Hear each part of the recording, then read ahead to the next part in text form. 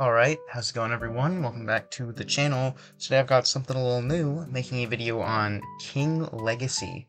So today I will be ranking the top 5 fruits for grinding in my personal opinion. Let's get right into it. Starting off, some swords that I would recommend. These are both for second C. I don't know first C swords. I haven't gone back to first C. I haven't tried the revamps of the weapons. I would guess Saber would be good.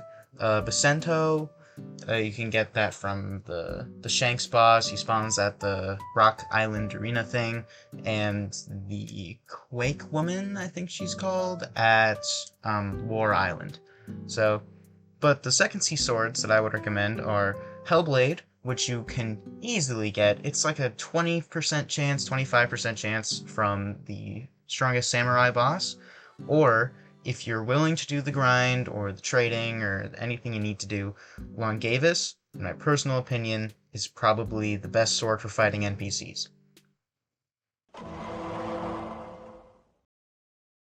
Alright, so hopping into number 5, this will be a fruit for fresh beginners, real easy to get. I'm going to recommend the Leopard fruit, actually. It has good movement speed, pretty good dashes. You can dash from island to island, get there pretty quick. X move can also be used as mobility, the tackle. The C move, it's good for if you want to group enemies together, you can use that, grab all of them, and then they're stuck. Then you can use your roar, which is good stun and damage, and then your tackle gets you a little distance to where you can use the downside of this fruit, the fire shots. Yeah, they proc burn and you can use them a good few times, but they don't stun, and I just think they're kind of useless for grinding when you have 3 other great moves. And also it has its own M1s that scale off of fruit, so you don't have to put anything into melee. Alright, at our number 4 spot, we have the gum fruit. Another rare fruit, easy to get for beginners, and for most of this, I'm going to be excluding snake form. Snake form is very good, but if you're just starting out in first C, you're most likely not going to have it.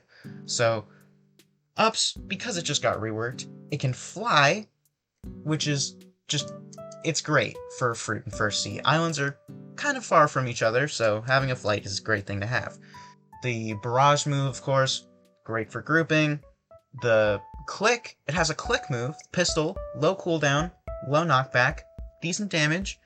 In gear second, that's when things get better. The click, longer range, bigger damage, comes out faster. I think cooldown's a little shorter, didn't test it, but hey, you can use that on the enemies. Then the barrage, longer, farther range. The flight, even quicker. The Z move becomes red hot, lights things on fire. Now, I will touch on snake form just a little bit. You need to do this quest line. I think it's 1.5 mil. You just farm up. You should be able to get it by Skypea Island or anything like that in first C. The M1 homing attack is the Z move homing attack. Both can be used from far away to just take out anything. C move is great for just grouping the enemies together, and then you can finish them off with your M1 and your Z. The flight is even faster. It's just all around, for beginners, great fruit.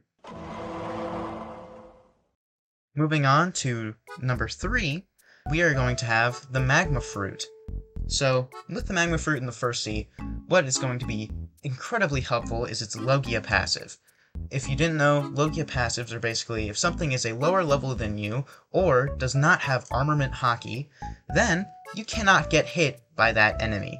Makes it quite helpful for farming those little menial enemies. Just punch all of them, let them sit, and then you can use the Z move, or the X move, or the C for massive damage. Just wipe out all of the enemies. Only downside, why it's in this position, is the flight is incredibly slow. One of the slowest flights in the game. And just for this fruit, and as well as the next one, awakenings are not being taken into account for the ranking of these fruits. These are for grinding. For new players, people who just got to second C, they're not gonna have gems, so just awakenings out of the way. Coming in at number 2, we have the light fruit. Now, I personally like the light fruit. I've been using it for the past couple of days while I was doing my research for this video, and light fruit has some great moves. The Z move, the kick, the C move, the teleport, they're great moves. But the main two are going to be the X move, revolver, and the Z move. The V move? Yeah, V move. Because they're just probably the best things. If you went out and you have Longabus, you can just hit both of those and get a bunch of damage off on any bosses or small mobs. Jump into the air, use the X move to gather, and then you can use the Z move to finish them off. Light just all around, amazing for grinding, fastest flight in the game, and if you are taking Awakenings into account, the Light Awakening, I'm pretty sure is cheaper. It used to be the most expensive. I'm pretty sure it's actually cheaper now with the rework of Awakening prices. Okay, and on to our final fruit. This is probably expected, but we have the Snow Fruit.